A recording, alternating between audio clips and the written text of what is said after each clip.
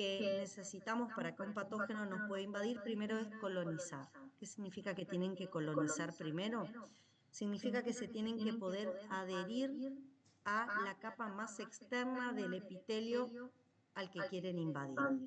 Y como las células más externas constantemente están en descamación, no solo en la piel, también a nivel del intestino, bueno, al descamarse la célula, arrastra y elimina a ese patógeno que está intentando colonizar a nuestro tejido.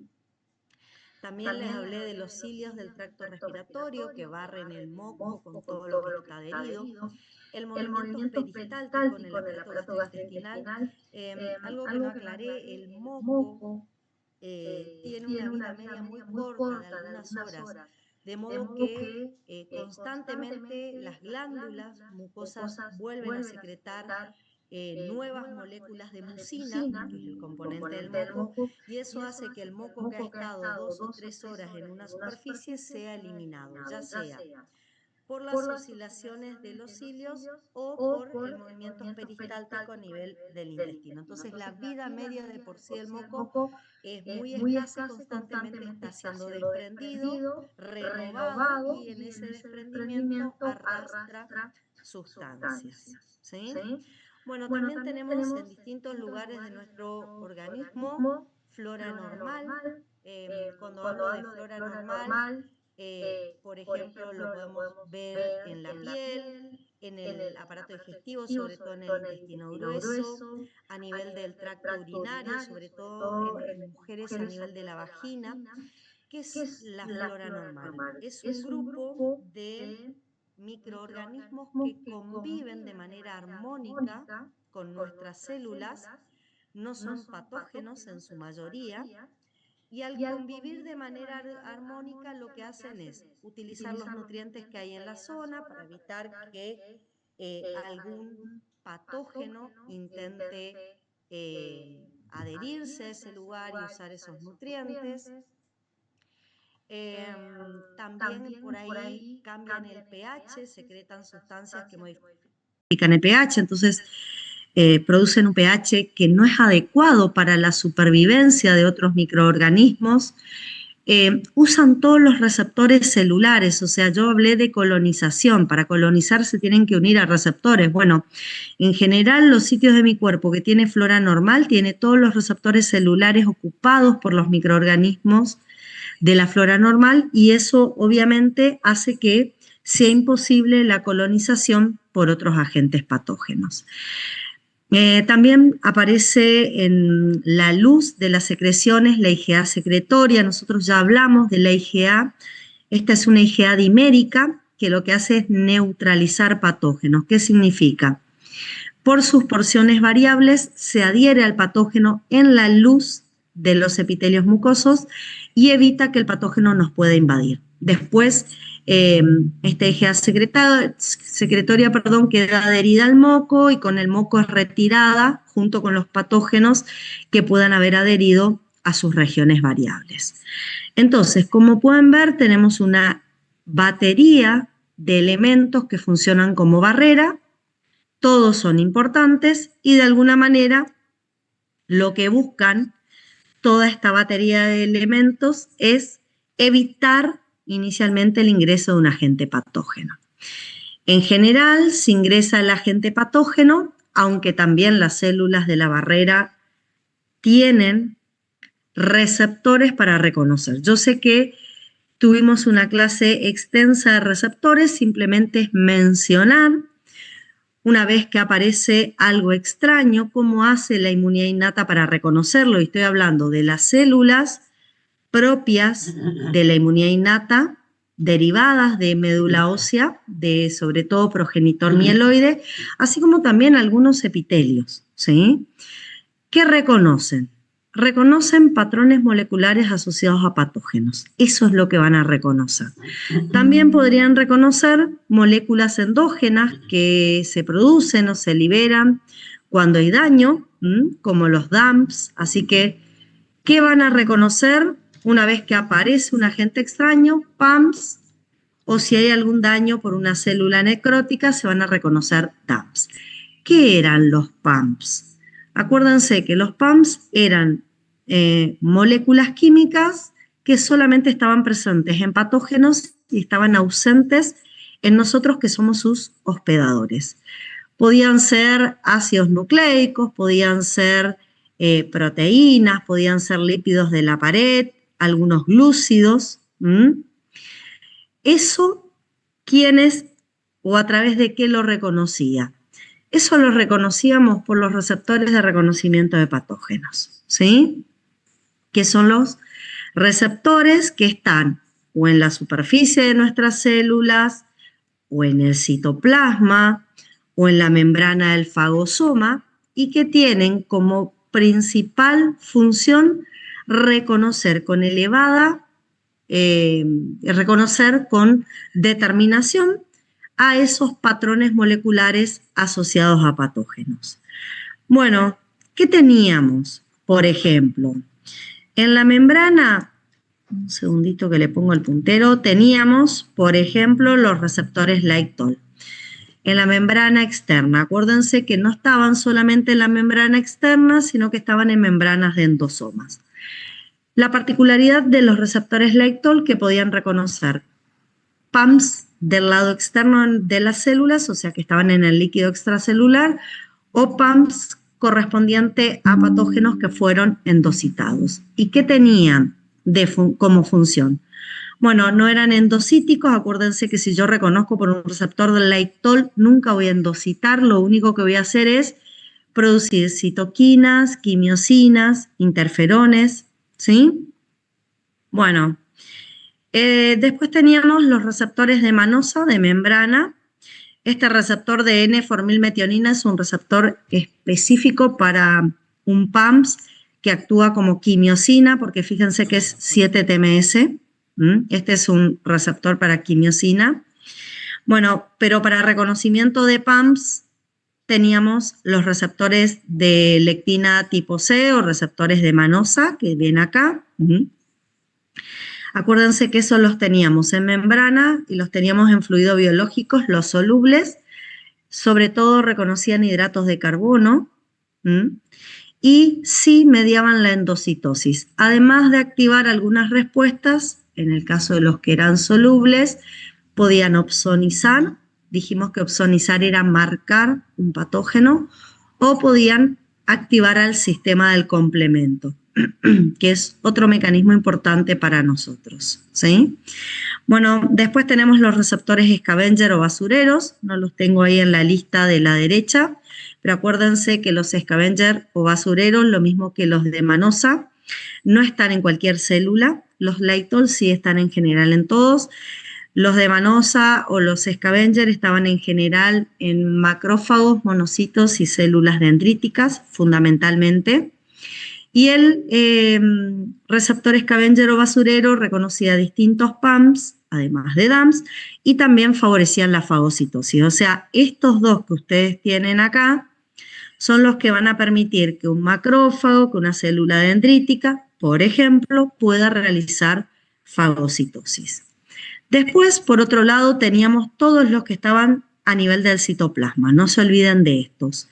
Los de receptores like-NOT, que formaban el inflamosoma al reconocer PAMs o DAMs, y como respuesta promovían la liberación de interleuquina 1, interleuquina 18, más que nada secreción de citoquinas, y los otros citoplasmáticos, los detectores citoplasmáticos de ADN y de ARN, los RIG en último lugar, bueno, que reconocían o ADN o ARN citoplasmático extraño y provocaban la liberación fundamentalmente de interferones. ¿Está? Entonces, vimos la primera barrera, vimos cómo la inmunidad innata reconoce, qué reconoce. Acuérdense que no solo van a estar los receptores para reconocimiento de patrones moleculares, también sobre la membrana de una célula de la inmunidad innata por tener receptores para el sistema del complemento, sobre algunas en particular ustedes ya estudiaron complemento, así que no se olviden. Receptores para citoquinas, esto están en todas las células, ¿sí? No hay una sola célula que no tenga receptores para citoquina. Después tenemos los receptores para quimioquinas. Depende cuál es la sustancia quimiotáctica, va a ser el receptor, pero en general todas las células de la inmunidad innata que de alguna manera necesitan movilizarse van a tener receptores para quimiosinas. Receptores para la porción Fc de la inmunoglobulinas.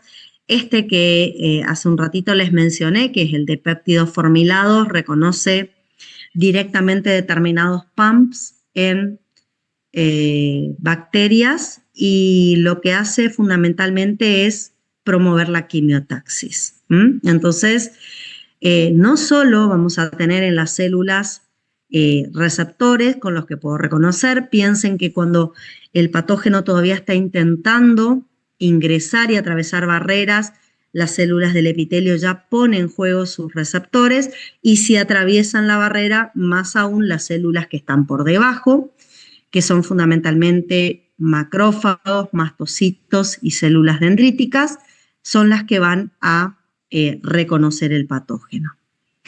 Bueno, yo estoy hablando de células de la inmunidad innata. Yo creo que correspondería que hagamos una descripción de las células de la inmunidad innata para que tengamos en claro quiénes la integran.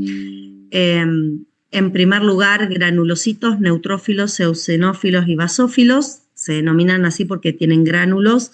Y recuerdan que dijimos que uno de los mecanismos de acción, más importantes era justamente a partir de las sustancias tóxicas que tenían dentro de esos gránulos. En general, chicos, para que ustedes se ubiquen, los granulocitos habitualmente los tenemos en sangre. Los podemos encontrar en tejido, su vida media es mucho menor en tejidos, en general los tenemos en sangre. Los mastocitos están en tejidos exclusivamente debajo de la piel, debajo de las mucosas, alrededor de los vasos sanguíneos. Los natural killer pertenecían al grupo de células linfoides. Acá me olvidé poner las células linfoides innatas, estaría faltando en esta lista, células linfoides innatas. Bueno, tanto los natural killer como las células linfoides innatas tienen una acción especial en determinadas circunstancias, sobre todo en infecciones virales. Los podemos encontrar en sangre o en tejido. Los monocitos están en sangre y los macrófagos siempre están en tejido. Acuérdense que los monocitos eran precursores de macrófagos. Después tenemos las células dendríticas, que con los macrófagos y mastocitos están debajo de piel y mucosas. Y las células epiteliales y endoteliales, que forman las barreras, también se las considera células de la inmunidad innata, porque tienen receptores de la inmunidad innata, sobre todo tienen receptores LAICTOL, ¿sí?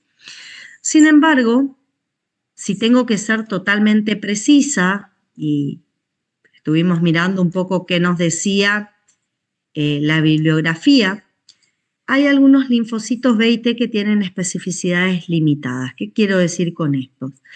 Que hay linfocitos B y T que tienen receptores con cierta diversidad, podríamos llamar receptores TCR o BCR, en el caso sean linfocitos T o B, pero tienen una diversidad de reconocimiento que le permite reconocer PAMPs. Es como que no son tan específicos sus receptores como lo son en el resto de las células de la inmunidad adaptativa. Entonces, nos vamos a encontrar con linfocitos T y B que van a tener como una función híbrida. ¿Por qué una función híbrida? Porque van a realizar funciones efectoras semejantes a los linfocitos de la inmunidad adaptativa, pero al reconocer PAMPs y tener algunas otras propiedades, también tienen funciones que las hacen parecidas a las inmunidades innatas. Es como que son linfocitos que están en el medio colaborando de manera directa, en contacto directo con la inmunidad innata, pero tienen como formación, como ontogenia, células madres que dan lugar a la inmunidad adaptativa. O sea, se forman a partir de células madres que dan lugar a la inmunidad adaptativa, pero adquieren ciertas capacidades de reconocimiento de antígeno y de respuesta que los hacen bastante parecidos a células de la inmunidad innata. Por eso las nombramos en este caso, ¿sí? Quizás no les vaya a resultar extraño, porque muchas veces yo ya en clase fui describiendo y significando a estos linfocitos. Acuérdense que tenemos los T citolíticos invariantes, los NKT, que yo les decía, chicos, no confundan porque no son natural killers.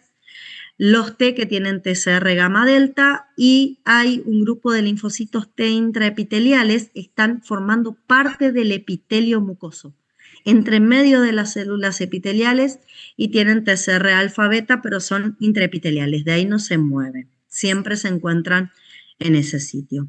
Y con respecto a la familia B, ya vamos a estudiar los B1 y los B de la zona marginal del vaso, los BZM, que también tienen estas propiedades. ¿Por qué son importantes? Porque, como dije, están en el límite, actúan como puente entre la inmunidad innata y la inmunidad adaptativa. Y al estar más cercanos a la inmunidad adaptativa, su característica es que pueden responder de manera rápida, pueden hacer una rápida respuesta contra patógenos comunes que tengan determinada especificidad antigénica, ¿sí? Entonces, si bien el origen ontogénico es de la inmunidad adaptativa, sus características de reconocimiento de patógenos y de acción es más cercana a la inmunidad innata. Por eso hablo de función híbrida, ¿sí? Así que los dejamos acá porque nos parecen importante que tengamos en cuenta a esta familia de linfocitos, ¿sí? Chicos, saben que si quieren hacer alguna pregunta, pueden conectar micrófonos, preguntar lo que sea.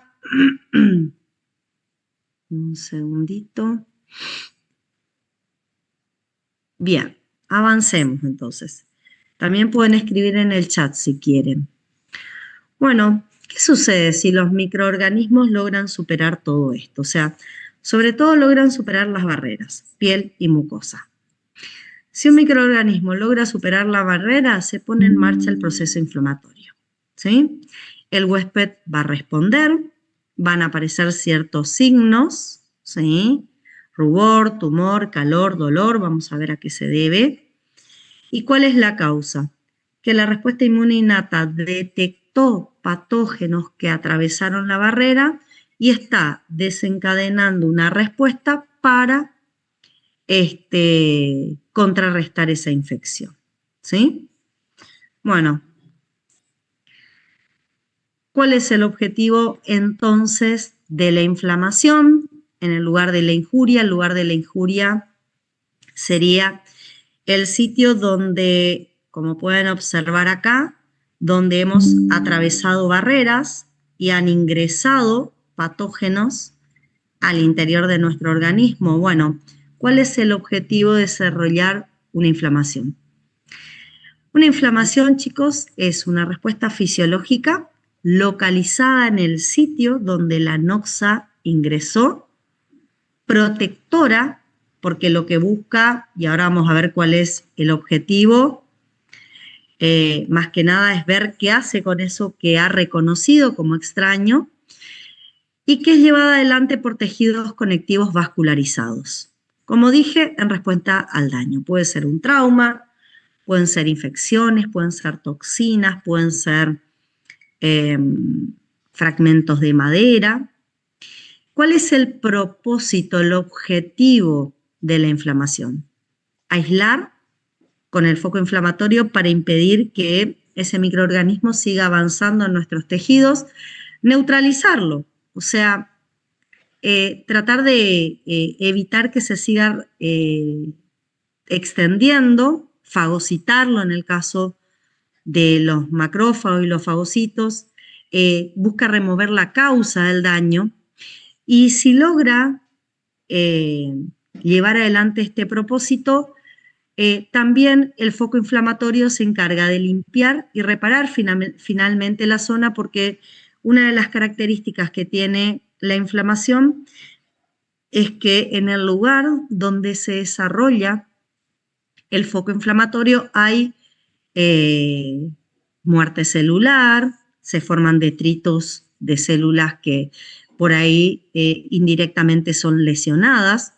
Entonces, aislar, neutralizar, remover la causa del daño, limpiar y finalmente reparar.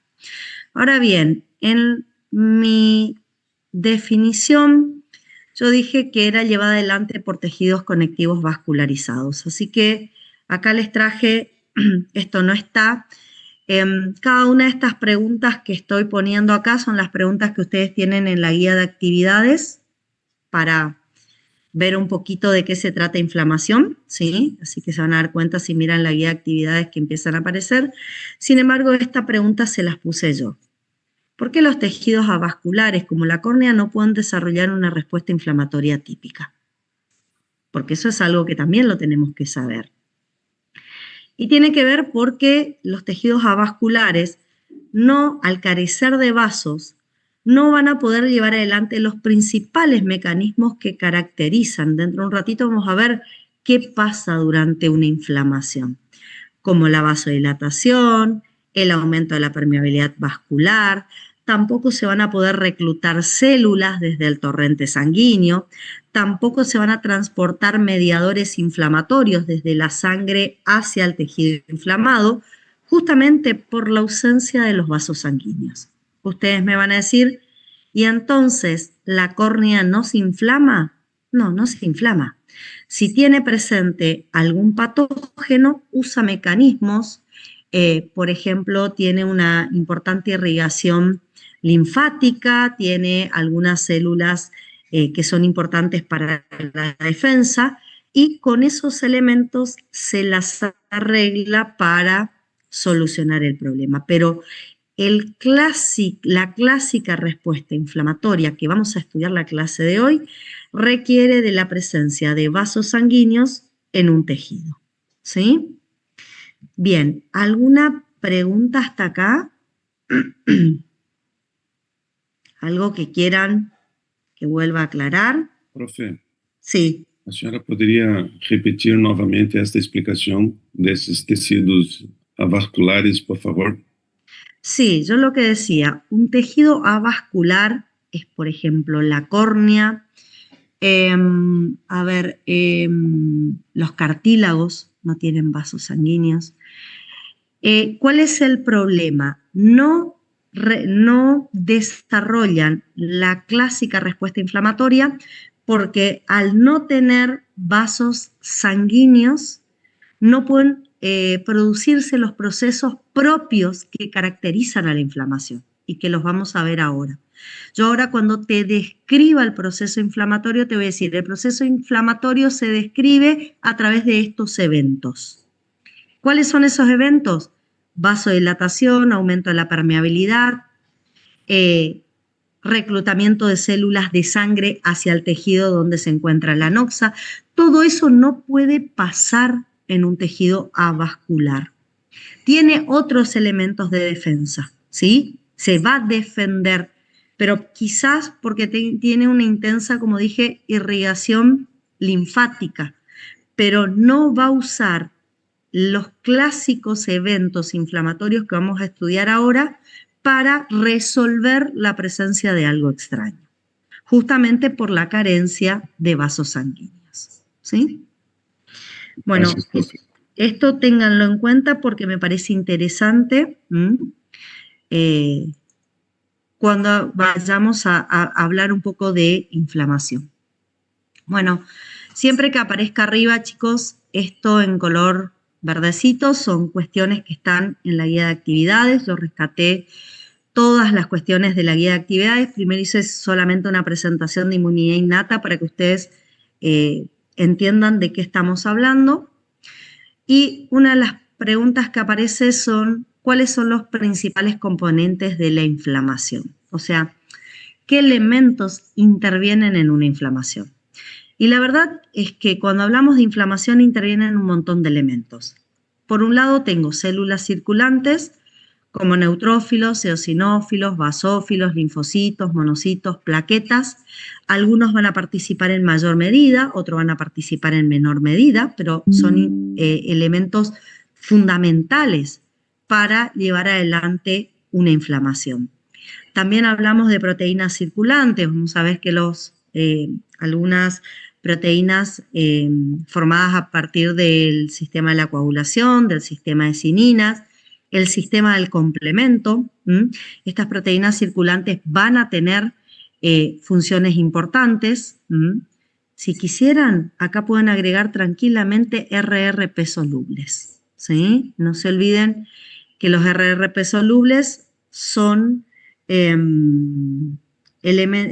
proteínas circulantes que van a tener ciertas acciones, como por ejemplo activar el complemento, marcar patógenos, opsonizar, así que sí o sí son importantes en la participación. También las células vasculares, el endotelio vascular, las células musculares lisas que forman las paredes tienen funciones importantísimas. Ahora vamos a ver qué hace el endotelio durante el proceso inflamatorio, muy importante. Células residentes, como dije en tejidos, que tenemos mastocitos, macrófagos tisulares, fibroblastos, linfocitos, células dendríticas podríamos agregar, pero si bien la célula dendrítica no va a participar en la formación del foco inflamatorio, sí va a tener otra función y estaría ahí como residente. Y componentes de la matriz extracelular,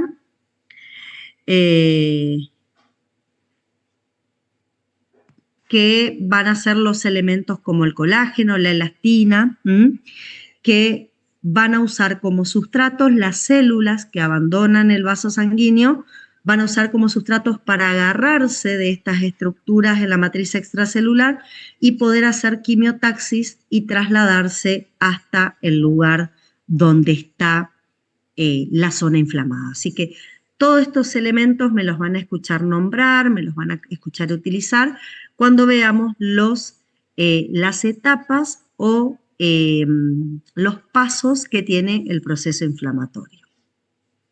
Bueno, otra pregunta que aparece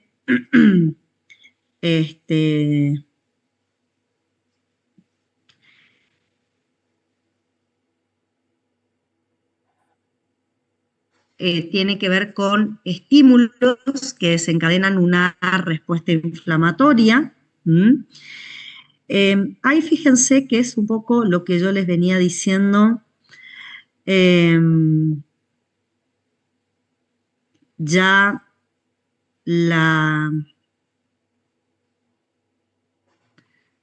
al comienzo de la clase. Pueden ser estímulos físicos, traumatismo, calor, frío. Acá tienen una imagen inferior donde pueden observar que el calor genera una quemadura y la quemadura es un foco inflamatorio. Ahora, cuando analicemos qué características tiene el foco inflamatorio, se van a dar cuenta que las características que tengo en ese lugar hacen a las características de un foco inflamatorio. Este tipo de lesiones también pueden ser producidas por sustancias lesivas como ácidos álcalis. También las reacciones de hipersensibilidad causan inflamación o causan respuesta inflamatoria. Esto lo vamos a ver más adelante, así que no se preocupen con este tipo de mecanismos. Las más comunes, bacterias, hongos, parásitos, virus. Sin embargo, los virus tienen su propio mecanismo inflamatorio. O sea, la inflamación que generan bacterias, hongos y parásitos tiene que ver más con esta respuesta que vamos a ver hoy que lo que pueden llegar a producir los virus en particular. Es como que la respuesta de la inmunidad innata frente a virus es muy especial y muy particular. Cuadros de necrosis presencia de cuerpos extraños, como pueden observar en esta situación. O sea, hay, chicos, un montón de elementos que van a llevar a que se desencadene un foco inflamatorio, a que las células del sistema inmune digan, hay algo que estoy reconociendo como extraño, hay un PAMS, hay un DAMPS, y inmediatamente ante el reconocimiento del PAMS o el DAMP, vamos a iniciar el evento inflamatorio, ¿sí? Otra de las preguntas que tienen, yo estoy yendo en orden, tiene que ver con los mediadores de la inflamación. Esta tablita que yo les voy a presentar ahora, chicos, es importante porque vamos a ver que para que pueda ocurrir una inflamación yo necesito un montón de moléculas mensajeras, no solo moléculas mensajeras, moléculas efectoras también. Cada una va a aportar de manera especial a un evento en particular, ¿sí? Y esta pregunta yo se las resumí en un cuadrito que trae un poco la acción de la mayor parte de las sustancias que participan del foco inflamatorio. Este cuadrito me parece interesante que lo tengan a mano. Les pedían, por un lado, hablar de derivados. Bueno, yo lo que hice fue dividir. Usé, por un lado, los que son derivados de células, que hay células que lo sintetizan y lo liberan, y otros que son proteínas plasmáticas solubles y que cumplen su función de esa manera, ¿sí? Bien, la histamina. La histamina me la van a escuchar describir muchas veces a la histamina, la vamos a usar muchísimo. En general la liberan los mastocitos, cuando se activan, cuando reconocen algo extraño. ¿Y cómo se activa un mastocito? Esa es una pregunta interesante. Tiene receptores para citoquinas, lo puede activar el propio macrófago avisándole de la presencia de algo extraño. Tiene receptores para anafilotoxinas, C3A y C5A, ¿sí? Esos receptores son muy importantes en el caso de los mastocitos. Podría reconocer a través de receptores LAICTOL algo extraño y activarse, pero en general no tienen tantos receptores como algunas otras células de la inmunidad innata. Dijimos que el mastocito y los basófilos eran parecidos. También las plaquetas pueden liberar histamina y la función fundamental de la histamina va a ser vasodilatación, aumento de la permeabilidad vascular y sobre todo activación de la célula endotelial, ¿sí? La misma acción la tiene la serotonina. Está liberada por plaquetas. Sin embargo, no siempre se va a liberar serotonina. Tiene que haber un daño en el endotelio vascular, ¿sí? Tiene que haber un daño en el endotelio vascular para que se activen plaquetas y liberen serotonina. Si no, en general, esta acción es llevada adelante por la histamina liberada por los mastocitos. Los mastocitos, además de liberar histamina, que es lo que fundamentalmente tienen en sus gránulos, cuando son activadas, a los pocos minutos empiezan a liberar prostaglandina, leucotrienos y factor activador de plaquetas, como pueden observar acá. Prostaglandinas, leucotrienos y PAF liberan los mastocitos, junto con las plaquetas, también el factor activador de plaquetas, pero para eso tienen que pasar algunos minutos después de la activación. Con respecto a las prostaglandinas, chicos, tenemos varias. La mayor acción es vasodilatadora en el caso de la I2, D2 y E2, aumento de la permeabilidad D2 y E2, las dos últimas, causan dolor, la E2, y la causante de fiebre, acá me parece que hay un error, es la I2, no la E2. Perdón, chicos, acá hay un error, es la I2 la que causa fiebre, es la pirogénica. Con respecto a los leucotrienos, leucotrienos C4, D4 y E4, lo que hacen es aumentar también la permeabilidad vascular. Fíjense que todos estos son elementos vasoactivos, activan al endotelio. También están asociados a adherencia leucocitaria, quimiotaxis. El leucotrieno B4 es quimiotáctico y es liberado por los mastocitos. Es muy quimiotáctico para neutrófilos y monocitos, sobre todo, y sirven para activar leucocitos. En el caso del factor activador de plaquetas, también vasodilatador, aumento de la permeabilidad, adherencia leucocitaria, quimiotaxis, activan a los leucocitos para que se granulen. Luego nos pedían que revisemos las especies reactivas del oxígeno y el óxido nítrico. Acuérdense que las especies reactivas del oxígeno, en particular, lo van a formar leucocitos activados, sobre todo neutrófilos activados porque reconocieron un patógeno, o también macrófagos activados. Y el óxido nítrico es interesante porque lo puede liberar el endotelio y también los macrófagos activados. Por su parte, las especies reactivas del oxígeno tienen la acción exclusiva de lograr la muerte de patógenos, ¿sí? Causarle estrés oxidativo. Y en el caso del óxido nítrico podría ser responsable del estrés oxidativo, pero también tiene una importante acción en la relajación del músculo liso vascular. Ustedes me van a escuchar describir al óxido nítrico como responsable de la relajación del músculo liso vascular. Todo esto que yo les estoy nombrando acá, ahora cuando vayamos a ver las etapas del foco inflamatorio, muchos de ellos los vamos a volver a repetir. Después, citoquinas. Yo sé que hay un montón de citoquinas, a nosotros nos van a interesar 3. Para armar el foco inflamatorio necesito interleuquina 1, factor de necrosis tumoral alfa, interleuquina 8. ¿Sí? Estas las van a liberar leucocitos, macrófagos activados y van a tener una acción local. La acción local es bastante interesante porque hacen que aparezcan moléculas de adhesión, sobre todo a nivel de los vasos sanguíneos, pero también pueden provocar fiebre, dolor, hipotensión, anorexia, reducción de la resistencia vascular, sobre todo cuando se liberan en muy grandes cantidades.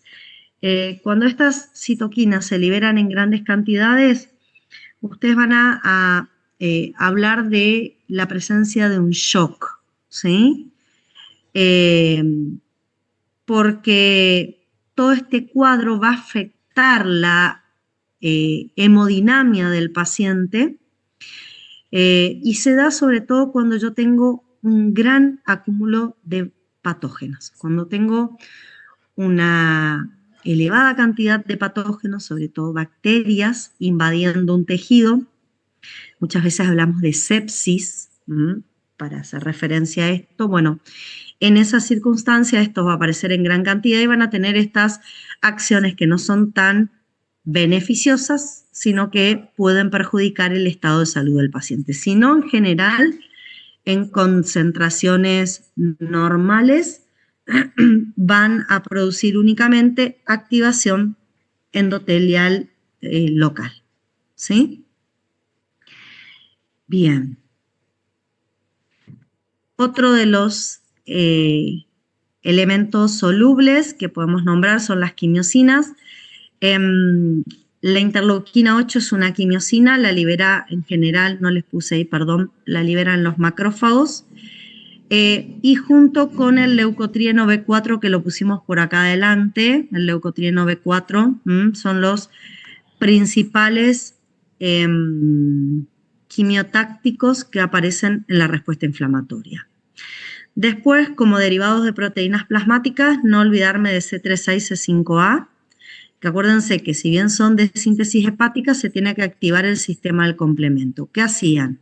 Hacían quimiotaxis y activaban leucocitos. Fundamentalmente, y se los dije hace un ratito, activan mastocitos. Los mastocitos van a ser los que fundamentalmente van a estar activados en esta situación. Después, en la cascada de las cininas hay algunos integrantes. Las cininas son también proteínas plasmáticas de síntesis hepática. Se activa la cascada de las cininas generalmente cuando se activa la cascada del complemento, y algunos elementos de esta cascada, algunas cininas, tienen actividad de aumento de la permeabilidad vascular, son vasodilatadoras, algunas causan dolor, están muchas muy involucradas en la producción de dolor. Y finalmente, las proteasas que se activan durante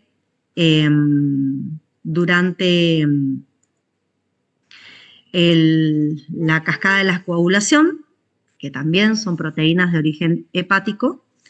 Bueno, algunos fragmentos activan el endotelio y reclutan leucocitos. O sea, como se dan cuenta, vamos a necesitar un montón de moléculas mensajeras. Las vamos a ir usando, así que este cuadro ténganlo a mano. En esa pregunta que aparecía recién, que era esta, que me pedía hablar sobre los mediadores, indicando quién los sintetiza, qué célula, dónde va a funcionar, ¿sí? Y bueno, ahí me pedía todo esto.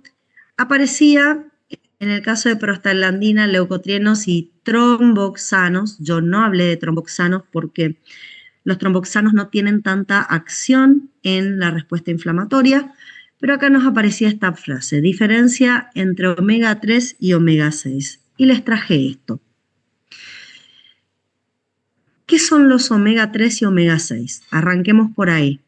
Omega 3 y omega 6 son ácidos grasos insaturados que, cuando son de alguna manera catalizados por ciertas enzimas, forman prostaglandina, leucotrienos y tromboxanos, fundamentalmente. A ver, para ser honesta, son los ácidos grasos omega 6, en particular el ácido araquidónico, que forma parte de nuestras membranas celulares, los que, por acción de enzimas, van a formar fundamentalmente prostaglandinas y tromboxanos, también leucotrienos, ¿sí? Como pueden ver acá. La vía de la ciclooxigenasa permite formar prostaglandinas y tromboxanos.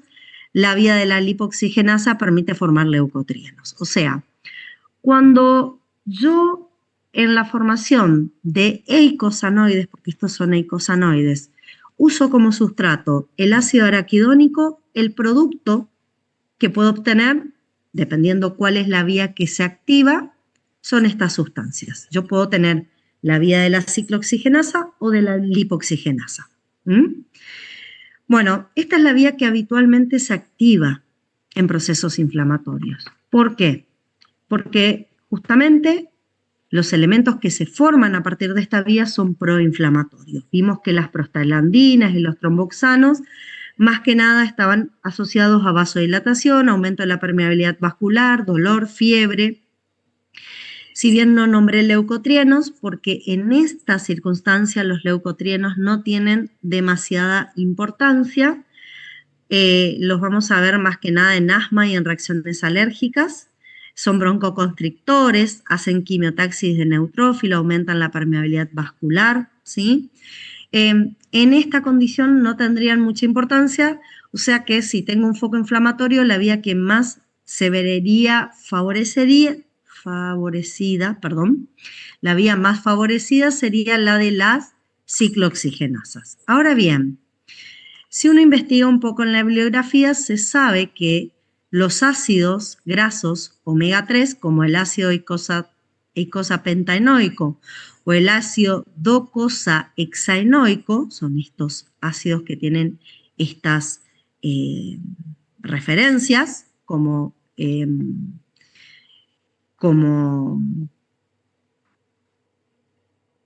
no me sale la palabra que decir cuando así los describimos a los ácidos, perdón, disculpen chicos.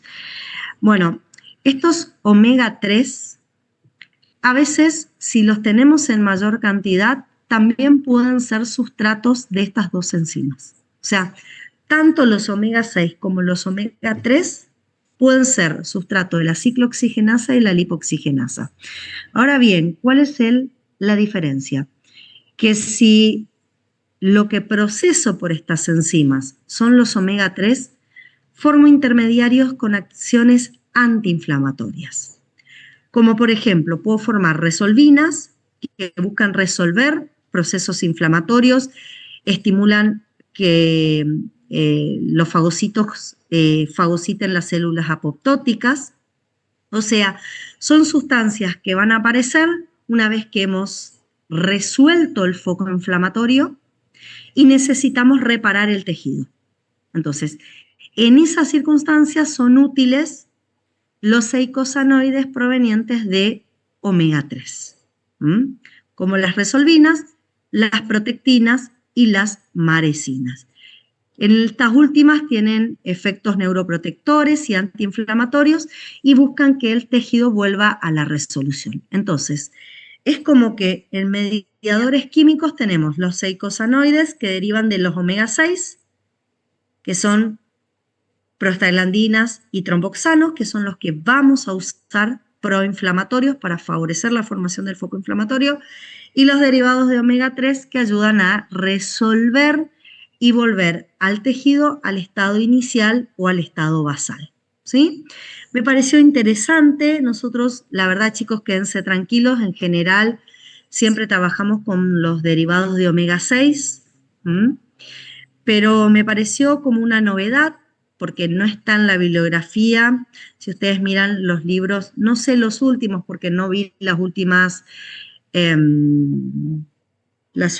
publicaciones de Abbas y de Feinboim, a ver si las menciona, pero es interesante que ustedes las tengan en cuenta. Además, les pedían ese dato para investigar en la guía de actividades. Bueno, vamos a seguir avanzando, ya nos queda un poquito menos, pero nos queda una parte muy importante, porque ahora nos queda revisar cuáles son las etapas de la respuesta inflamatoria, ¿sí? Entonces, dijimos, empieza la respuesta inflamatoria cuando hay reconocimiento de algo extraño. A partir de ahí, vamos a ver que los primeros eventos tienen que ver con alteraciones en el calibre vascular. Va a haber una vasodilatación que va a aumentar el flujo sanguíneo y va a permitir la llegada de más sangre. Esa llegada de más sangre está destinada a la llegada de más leucocitos a ese tejido en particular. También hay otros cambios, sobre todo en la microvasculatura, que aumenta la permeabilidad. Esto hace que empiecen a salir proteínas, inicialmente al líquido y proteínas al tejido periférico, y luego salen también los leucocitos. Pero sobre todo la salida de líquidos y proteínas producen un éxtasis que hace que la sangre en ese momento empiece a fluir mucho más lentamente por ese sitio en particular de ese tejido donde fue detectado el agente patógeno. Bueno, una vez que logramos que los leucocitos atraviesen los vasos, la pared de los vasos, va a haber migración, acumulación de leucocitos sanguíneos alrededor del agente patógeno. Ahí ya van a estar activados previamente macrófagos y mastocitos. Los leucocitos que llegan se van a activar porque van a reconocer al agente extraño y van a buscar resolver, ¿sí? Fagocitando, liberando el contenido de sus gránulos. Y como puede haber daño en tejido propio, todo finaliza con la eliminación del patógeno y la reparación del tejido afectado. Bien, la propuesta que yo tengo es ir viendo paso por paso estos procesos para que ustedes lo vean. Ya les aviso que les dejé en el aula virtual un pequeño apuntecito, bueno, pequeño, tiene unas cuantas páginas, de inflamación donde voy a describir los mismos pasos que vamos a revisar ahora para que los tengan, ¿sí? Está un poco más extenso que en los libros de inmunología, porque la verdad el libro de inmunología está un poco acortado el proceso inflamatorio, así que les dejé material extra y es lo que vamos a revisar ahora. Entonces, a ver, ¿cómo arrancábamos todo esto? ¿Dónde empezaba todo esto? Con la activación del macrófago, la activación del sistema del complemento, la activación del mastocito. El macrófago cuando se activaba iba a liberar citoquinas, el sistema del complemento cuando se activaba iba a liberar anafilotoxinas, quimiosinas, opsoninas, el mastocito iba a liberar histamina, prostaglandina, leucotrienos, ¿sí? Entonces, todo esto ante el reconocimiento de algo extraño. Y esto es el puntapié para el inicio del foco inflamatorio. Bueno, una vez que esto pasa, ¿cómo seguimos? Sigue la vasodilatación, que es uno de los eventos vasculares por excelencia que pasa al inicio. Hay, como dice acá, una vasodilatación arteriolar inmediata, luego de la injuria. Esa vasodilatación sobre todo está favorecida por la histamina liberada por el mastocito y el óxido nítrico liberado por el macrófago activado y también las células endoteliales activadas si reconocieron a través de receptores algo extraños. Eso va a provocar, y lo pueden ver acá, la apertura de lechos vasculares, la mayor llegada de sangre. La mayor llegada de sangre trae leucocitos al área. Entonces, tengo un mayor riego local. Esto me aumenta la presión hidrostática intravascular, lo que inicialmente va a determinar que empiecen a pasar líquidos y electrolitos hacia el espacio extravascular y eso va a producir inicialmente una hemoconcentración, ¿sí? ¿Por qué la hemoconcentración? Porque al salir líquido al tejido periférico hay menos líquidos en la sangre y eso va a hacer que las células empiecen a circular, la sangre empieza a circular mucho más lenta a través de sitio en particular. Se vuelve más viscosa la sangre, se enlentece el flujo. Acá hay una salida de líquido por el aumento de la presión hidrostática debido a la vasodilatación. Después va a haber un aumento de la permeabilidad que va a permitir la mayor salida de sustancias al tejido periférico. Eso primero va a ser por una contracción transitoria del citoesqueleto de las células endoteliales en respuesta a la histamina, bradicinina o leucotrienos que liberó el mastocito. Entonces se contrae el citoesqueleto de las células endoteliales y genera aperturas transitorias que permiten mayor salida de líquidos y algunas proteínas pequeñas.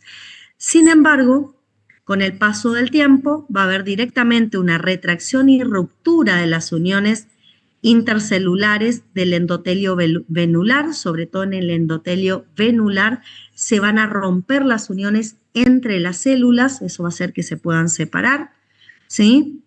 Esto es en respuesta a citoquinas liberadas por interleuquina 1, factor de necrosis tumoral alfa e interferón gamma, liberada por fundamentalmente macrófagos y mastocitos activados frente a este evento, ¿sí? Fíjense que esta apertura, este aumento de la permeabilidad empieza a las 4 o 6 horas y dura 24 horas. Esta ruptura de las uniones intercelulares es responsable del exudado y el edema típico y característico que tenemos.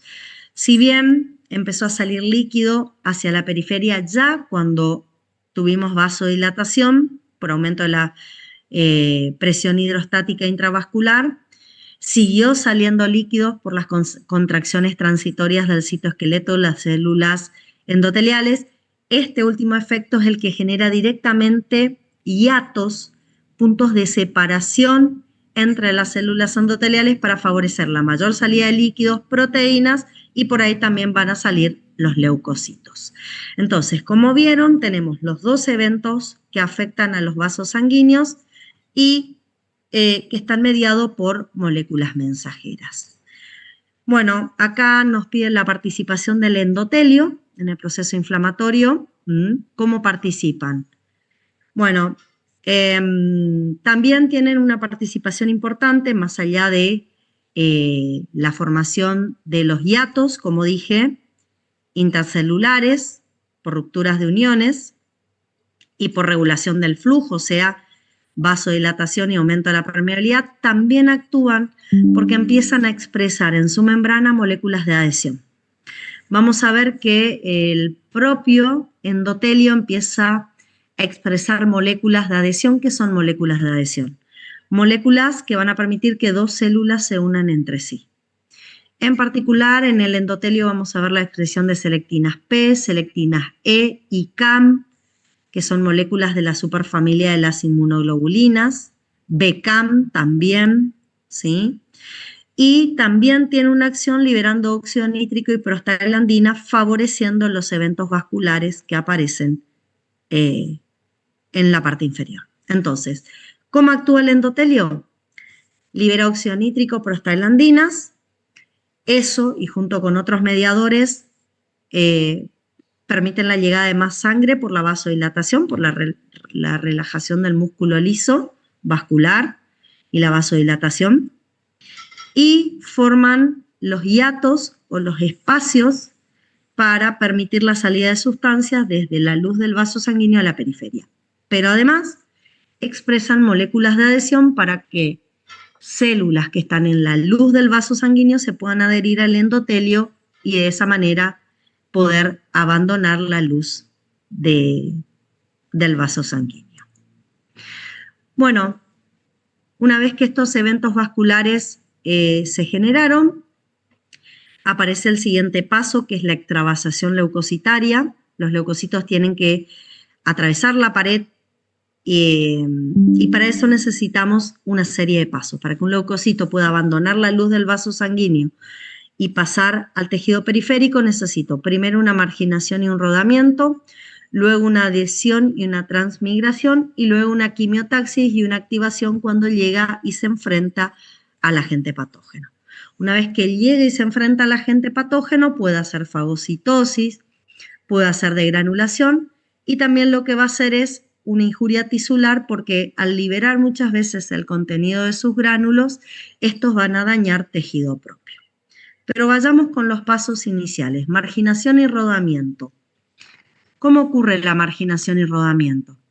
Debido a que el incremento de la permeabilidad vascular hace que la sangre se vuelva más espesa, los leucocitos empiezan a circular más cerca del endotelio, como pueden ver acá.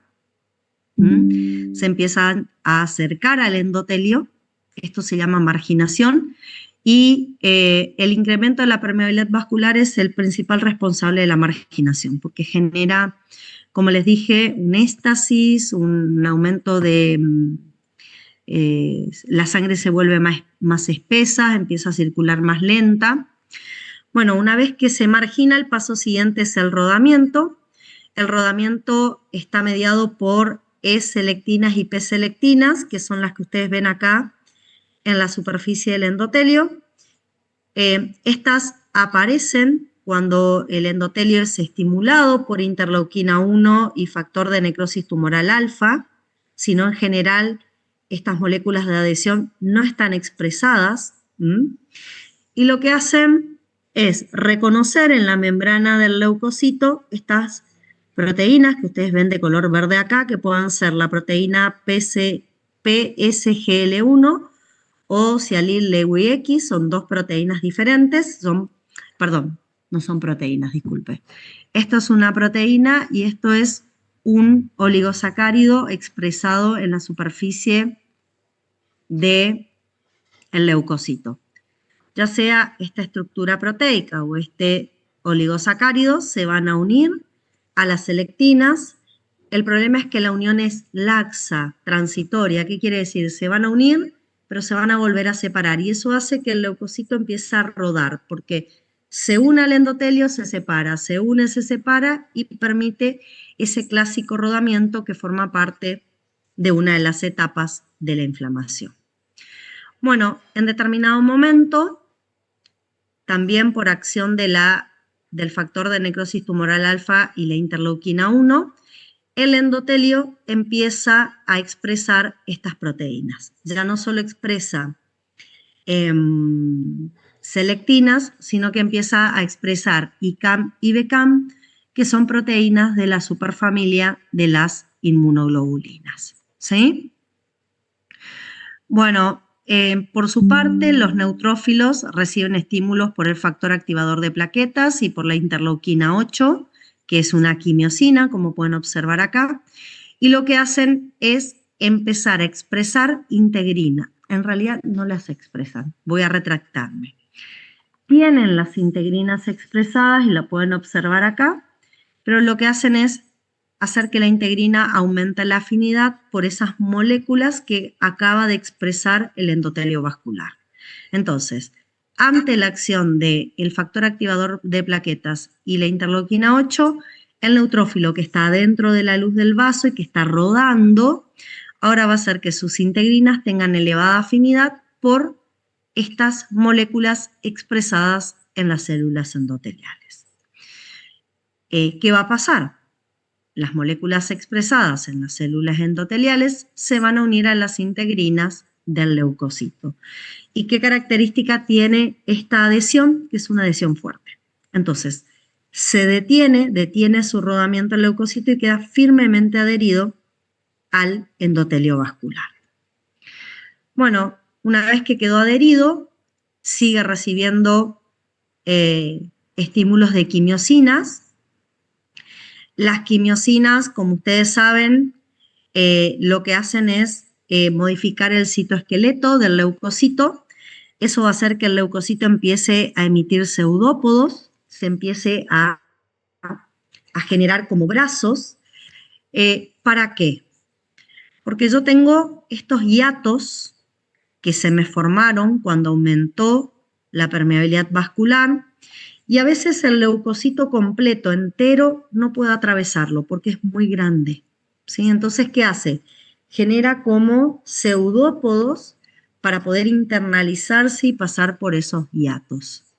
Y eso permite la transmigración. O sea, necesito quimiosinas para que el neutrófilo empiece a emitir pseudópodos y haga la diapédesis, que tiene que ver con esto del pasaje. Diapédesis hace referencia a el pasaje a través de los hiatos que tengo en la superficie de el endotelio, ¿sí? Generalmente acá las integrinas del leucocito se siguen uniendo a sus ligandos, a ICAM, BCAM, sobre PCAM también, sobre la membrana de la célula endotelial, y cuando tiene que atravesar la membrana basal libera colagenasas y de esa manera atraviesa la membrana basal. Una vez que está en el tejido extravascular, usa las mismas integrinas, pero ahora para unirse a proteínas de la matriz extracelular. Y atraídos por las quimiosinas, el leucocito migra al sitio donde está el foco inflamatorio. Entonces, fíjense, hizo el rolling, la adherencia firme acá con las integrinas y acá está emitiendo los pseudópodos para hacer la transmigración. Muy importante para este paso es la presencia de quimiosinas.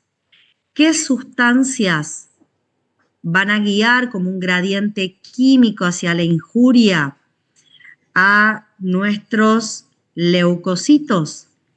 Productos bacterianos que tengan N-formil en su estructura, componentes del complemento, como por ejemplo C5A o C3A, la interleuquina 8, que yo les dije que era liberada por los macrófagos, y los metabolitos del ácido araquidónico, como el leucotrieno B4, que les conté que liberaba el mastocito. Entonces, desde el lugar donde está el patógeno, todo esto está siendo liberado y eso va a ayudar a la transmigración, diapédesis y a la migración de este leucocito hacia ese sitio en particular. Acuérdense que las quimiosinas se unían a receptores de superficie en la membrana del leucocito y a través del calcio citoplasmático que se liberaba producían el ensamble del citoesqueleto para que él pueda empezar a migrar, ¿sí?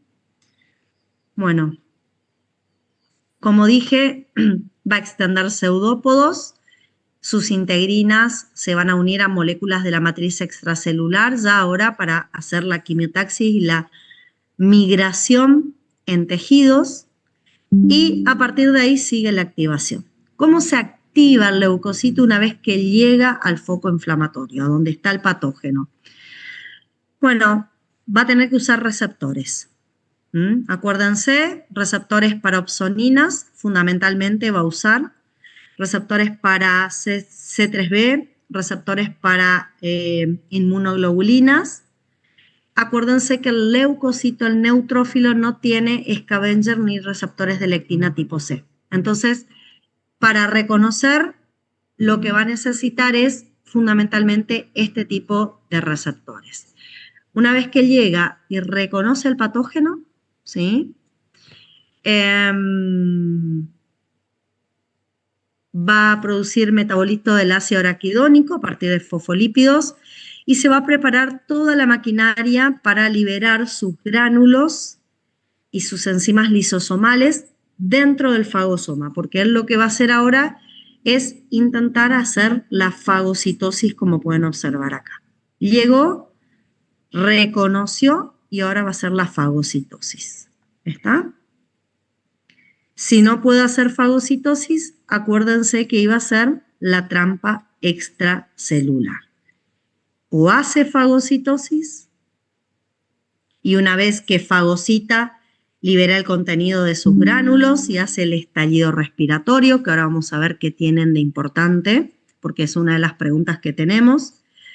O hacen fagocitosis y ahí unen sus gránulos y hacen estallido respiratorio para eliminar el patógeno, o hace la trampa extracelular.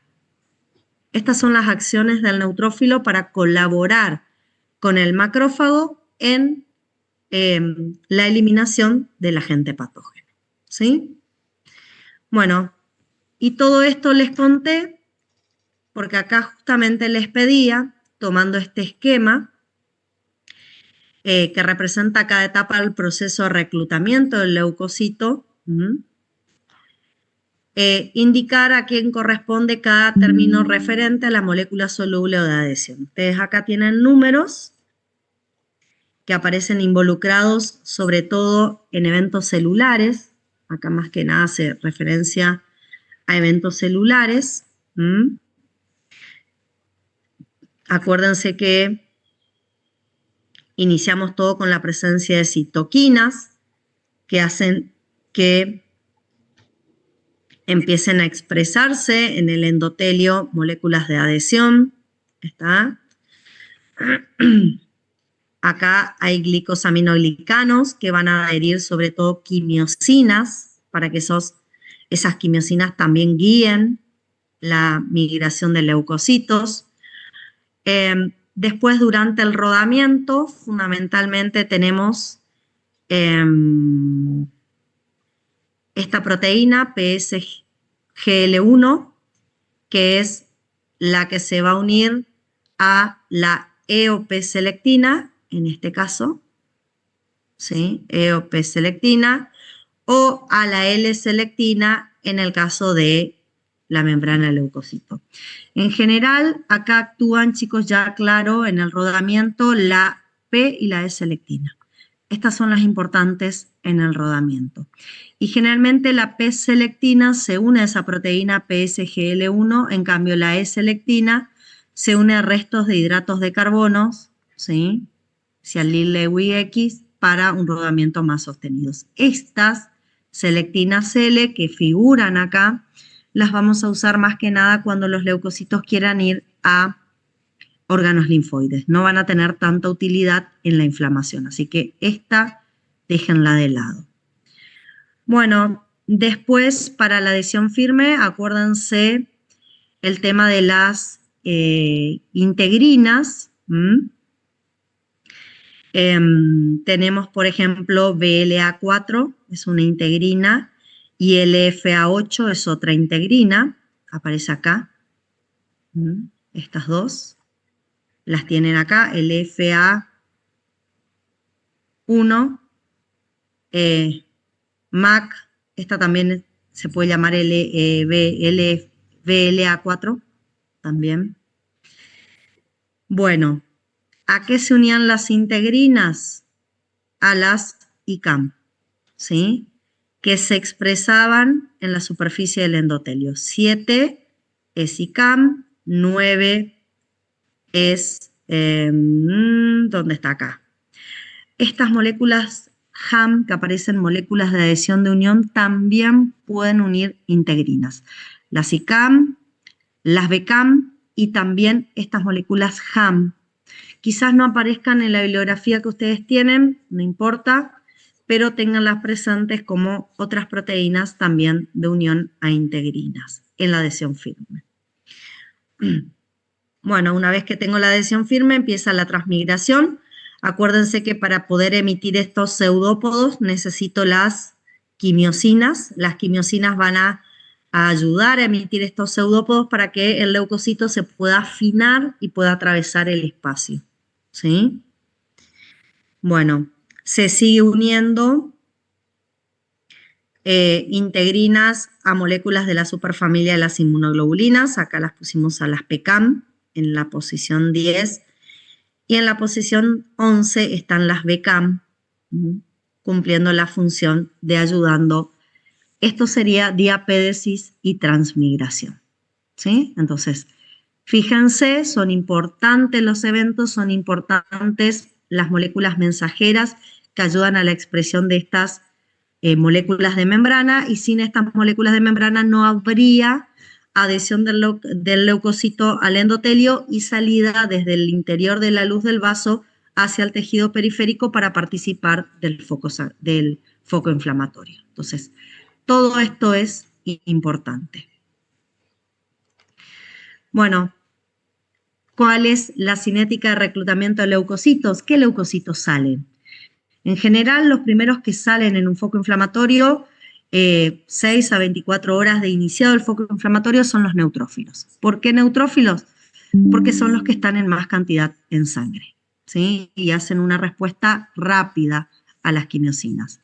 24 a 48 horas empiezan a salir monocitos que pasan a tejidos y se transforman en macrófagos, y podemos reclutar linfocitos, pero específicamente en infecciones virales. Si no, si es una infección por hongos, bacterias, un cuerpo extraño, lo que salen son primeros neutrófilos y después monocitos. Hay una excepción, que es la salida de eosinófilo, pero en caso de hipersensibilidad y parasitosis. Entonces, cuando yo hablo de leucocitos que salen, todo depende cuál es la noxa, ¿sí?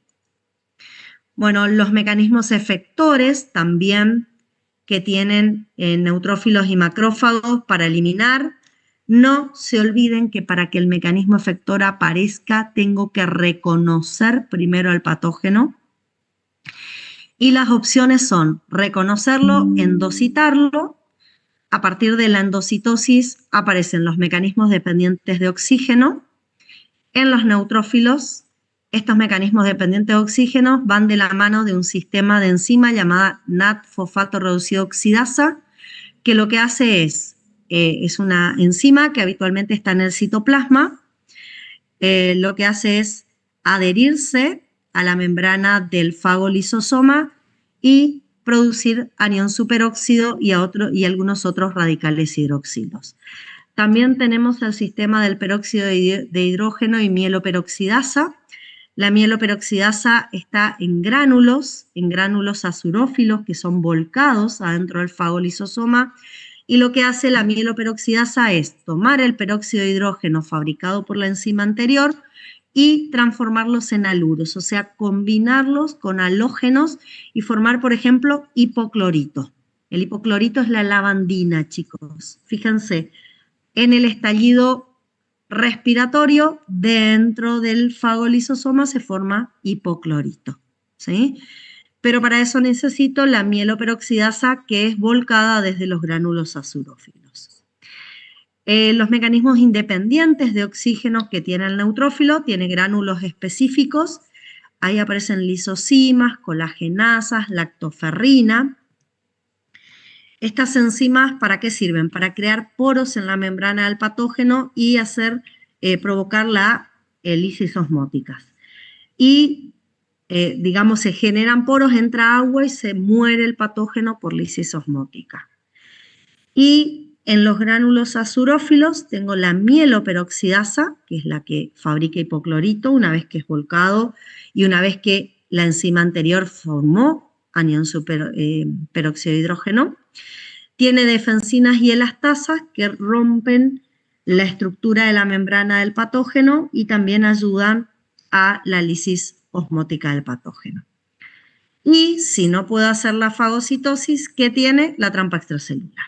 Acuérdense, si hace fagocitosis, este es el mecanismo de destrucción del agente fagocitado por parte del neutrófilo, y si no, tiene la trampa extracelular.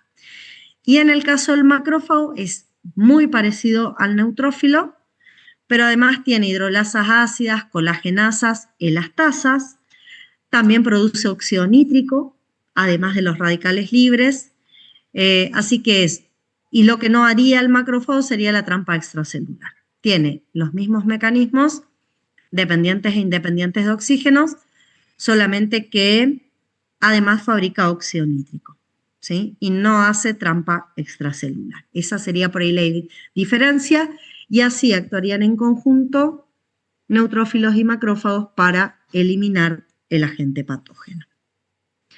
Es otra de las preguntas. Acuérdense que para esto el neutrófilo tuvo que llegar al foco inflamatorio y reconocer al patógeno. Todo parte del reconocimiento, ¿sí? Si no, no hay fagocitosis. Bueno, hoy dijimos que la inflamación tenía ciertas características. Hablamos de una tetrada clínica característica que podemos observar en toda respuesta inflamatoria, como lo pueden ver, un poco exagerado en la imagen, ¿no? ¿Cuáles esas características clínicas que va a tener un paciente que tiene una respuesta inflamatoria? Va a tener dolor, rubor, tumor y calor. Básicamente estas 4. También podríamos agregar pérdida de la funcionalidad, porque algo que no está de más decirlos es que cada vez que un tejido se inflama deja de funcionar, pierde funciones. Bueno, con respecto al rubor, ¿qué es el rubor? El enrojecimiento de la zona inflamada. ¿Y por qué? Por la vasodilatación arteriolar con apertura de lechos capilares y venulares, que lo que hacía era aumentar el flujo sanguíneo local. Acuérdense que esto servía para que lleguen más neutrófilos y monocitos al tejido inflamado. Esto aumentaba la presión hidrostática, entonces ya empezaba a salir líquido a tejido periférico. Eso hacía que haya un éstasis, empieza a detenerse la circulación de sangre y los leucocitos se puedan acercar un poco más a la pared del vaso. El calor, aumento de la temperatura corporal, tiene que ver con el aumento del flujo y del riego sanguíneo local. Temperatura local, perdón, no corporal. Aumento de la temperatura local. El aumento de la temperatura corporal que suele ocurrir se da por algunas citoquinas y algunas prostaglandinas, ¿sí? Pero acá estamos hablando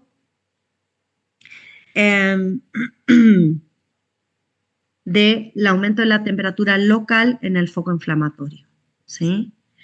Hay tumor, hinchazón, por el aumento de la permeabilidad vascular que permitió el paso de líquidos y proteínas al espacio intersticial.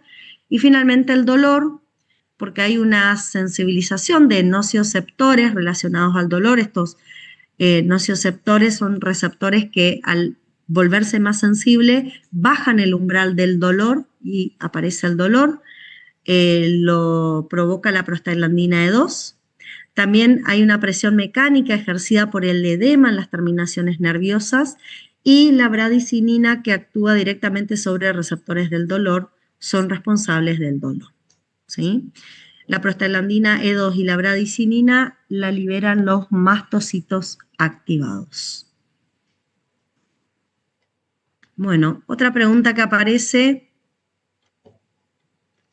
Perdón, otra pregunta que aparece... Ay, disculpen.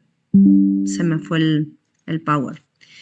Otra pregunta que aparece tiene que ver con la resolución del proceso inflamatorio, ¿sí? ¿Qué citoquinas liberan los macrófagos? Y acá, chicos, es importante que reconozcan esto.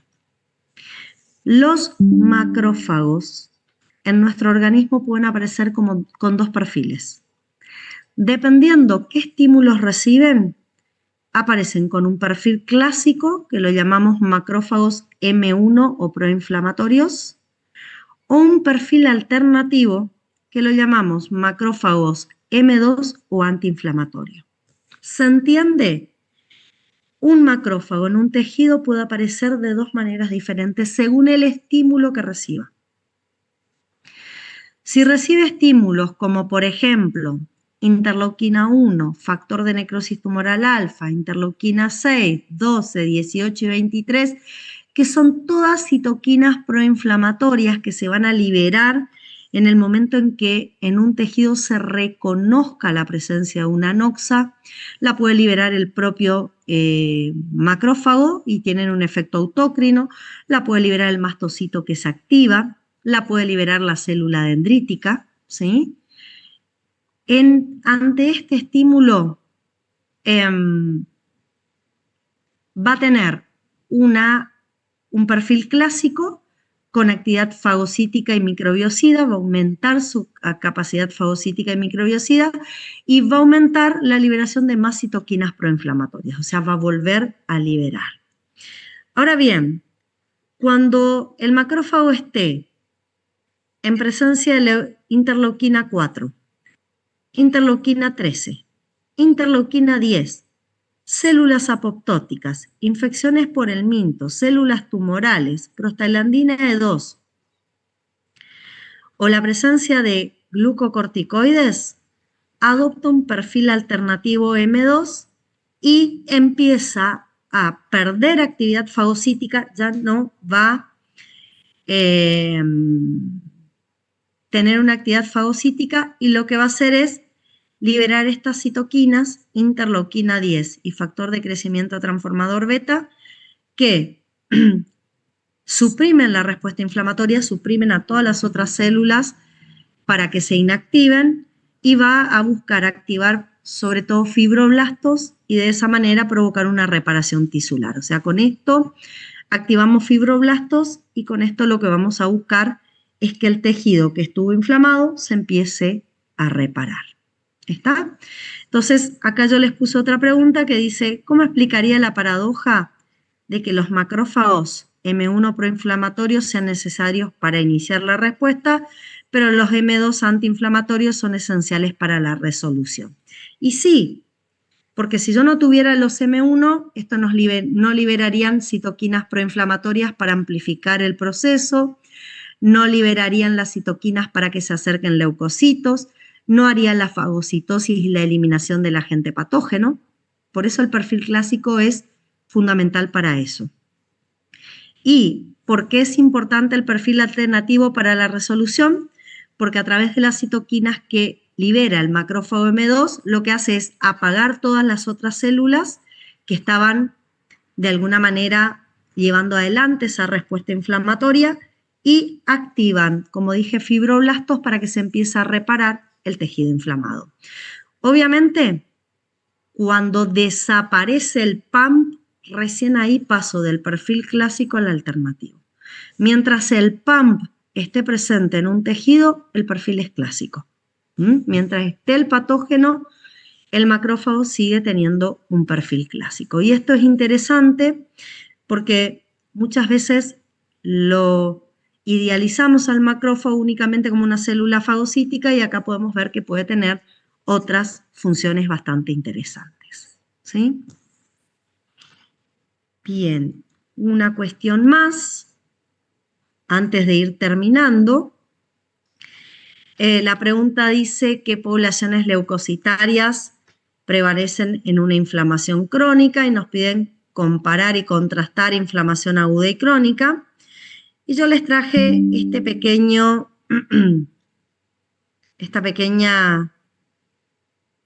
resumen. Acuérdense que la inflamación aguda es la respuesta inicial inmediata a una agresión. Dura minutos a días, más o menos 6 días. ¿Sí? ¿Qué células predominantemente van a migrar? Y lo pueden ver acá, van a migrar al tejido inflamado, sobre todo neutrófilos y algo de monocitos. ¿Sí? ¿Y qué características va a tener el tejido? Bueno, va a haber alteraciones del calibre y del flujo. Va a haber exudación de líquidos, salida de líquidos y de proteínas al tejido periférico. sea, va a haber una respuesta vascular y celular muy característica que va a permitir la salida de neutrófilos, monocitos, líquidos, proteínas, para contrarrestar y eliminar al agente patógeno. ¿Cómo evoluciona? La evolución es completa. El proceso se resuelve porque eliminamos el estímulo lesivo, eliminamos el patógeno, eliminamos mediadores y células inflamadas, sustituimos las células lesionadas y el tejido vuelve a la normalidad. Esta es la resolución clásica de cualquier inflamación aguda. Ahora bien, a veces las inflamaciones se prolongan en el tiempo. ¿Cuándo? Cuando hay infecciones víricas, cuando hay infecciones crónicas, cuando la lesión es persistente, cuando hay enfermedades autoinmunes. ¿Qué pasa con el foco inflamatorio? Se sostiene en el tiempo, dura semanas, meses, años. Las células que aparecen son mononucleares, linfocitos, macrófagos y células plasmáticas. Y la característica es una inflamación activa, una intensa lesión tisular y algunos intentos de reparación. ¿Sí? ¿Cómo evoluciona? Evoluciona produciendo una proliferación vascular, van a ver cómo los vasos proliferan, generan neovascularizaciones, puede producirse tejido fibrótico, una cicatrización con tejido fibrótico, pero la característica de la inflamación crónica es que resuelva como resuelva, siempre se pierde funcionalidad del tejido. Generalmente resuelve con cicatrización cuando logramos resolver al agente causal y esa cicatrización hace que el tejido pierda funcionalidad. Por lo tanto, no es lo mismo tener una inflamación aguda y el curso de una inflamación aguda que tener una inflamación crónica y el curso que va a seguir la inflamación crónica. ¿Estamos? Y por último, la última pregunta que aparecía nos pedía cómo se integra el proceso inflamatorio con la generación de la inmunidad adquirida. Y para poder explicar esto, les tengo que presentar a una célula que ustedes conocen muchísimo, que es la célula dendrítica. Acuérdense que esta célula dendrítica está debajo de piel y mucosas, al lado del macrófago, al lado del mastocito. Tiene receptores para reconocer patógenos, receptores RRPs, como los scavengers, los de lectina tipo C, ¿sí? También tiene receptores de tipo TOL, tiene receptores para reconocer opsoninas como fragmentos del complemento, tiene receptores para reconocer la porción FC de una inmunoglobulina y así reconocer noxas opsonizadas o marcadas. ¿Y qué pasa con esta célula? Cuando ingresa el patógeno, como ella está al lado del macrófago y del mastocito, al igual que ellos, lo reconoce el patógeno. Pero ¿cuál es la diferencia? Que ella no participa de la formación del foco inflamatorio. ¿Qué hace la célula dendrítica? Al reconocer al patógeno se activa. Su activación hacía que empiece a expresar, a procesar y expresar el patógeno por complejos mayores de histocompatibilidad en su membrana.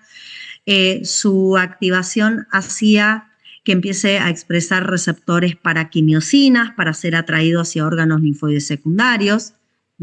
Acá tiene el complejo mayor de histocompatibilidad expresado en su membrana. Expresa receptores para quimiosinas. Expresa moléculas coestimuladoras para poder interactuar correctamente con los linfocitos y su función es recibir el estímulo de quimiosinas y a partir del estímulo de quimiosinas migrar al órgano linfoide secundario. Cuando llega al órgano linfoide secundario, ¿qué hace? Activa la inmunidad adaptativa. Muestra a los linfocitos T vírgenes el antígeno que ella reconoció en la periferia y eso permite la activación de la inmunidad adaptativa. Entonces, ¿cómo integro la inflamación con la inmunidad adquirida adaptativa? A través de las células dendríticas, que también se activan en el momento del ingreso del patógeno. ¿Sí? Bueno, chicos, como ven, ustedes toda esta semana se dedicaron a hablar de inflamación. Yo lo que hice fue integrar esa inflamación con lo que es la inmunidad innata y responder las preguntas que ustedes tienen en la guía de actividades. Les dije que además les dejé un pequeño PDF donde pueden encontrar estas etapas de la inflamación, pueden encontrar algunas características que estuvimos hablando en esta clase sobre la inflamación, así que tienen material de lectura porque considero que los libros están como un poco cortos en cuanto a contenidos. Y con esto tendrían para cerrar inmunidad innata y su principal respuesta, que es formación del foco inflamatorio. Ver los eventos vasculares, qué moléculas mensajeras desencadenan, ver los eventos celulares, qué moléculas mensajeras desencadenan, a dónde va a parar el leucocito que sale de la luz del vaso sanguíneo, cómo se activa, qué hace cuando se activa, qué hace sobre el patógeno, cómo lo elimina, ver un poco la diferencia entre inflamación aguda y crónica, ¿sí? Bueno, creo que todo está relacionado con todo, con el caso clínico que también vieron esta semana. Así que la idea sería empezar a armar sus apuntes, empezar a tener esta información mucho más sintética, porque cuando veamos respuesta inmune frente a bacterias, yo lo que dije acá lo voy a dar por dado, y ustedes van a necesitar usar esa información para hacer la respuesta inmune frente a bacterias. Así que vamos a volver a usar esto, pero ya no tan específico como lo vimos en la clase de hoy, ¿sí?